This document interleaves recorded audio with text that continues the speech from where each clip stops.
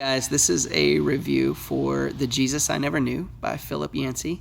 And Philip Yancey is my most favorite author. I've read probably pretty much every book he's written and loved all of them. But in my top two, one of them, without a doubt, is The Jesus I Never Knew.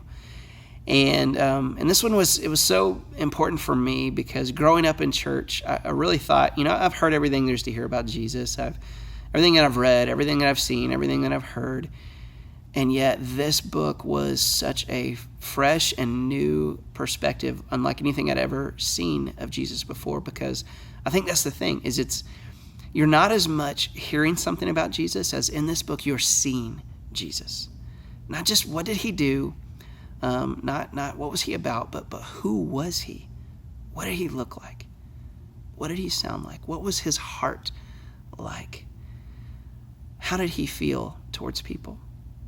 And it helps so much to answer what is a massive and serious question out there is why in Jesus' day the people who needed him the most, the ones who were the most broken and the most needy and the most hurt, the most lost, were the ones who were the most drawn to him. They flocked to him.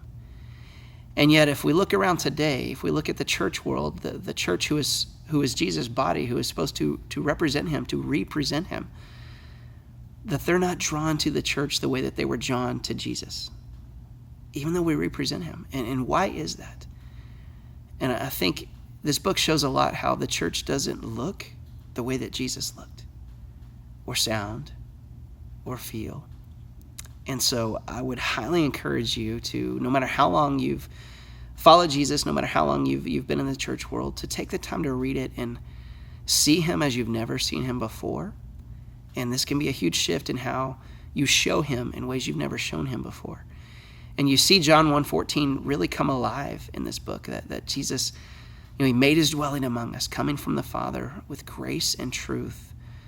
Of what did that really look like? To be grace and to be truth. So thanks for taking the time to listen to this. And again, I really hope you make a point to go and read the book. Have a good one.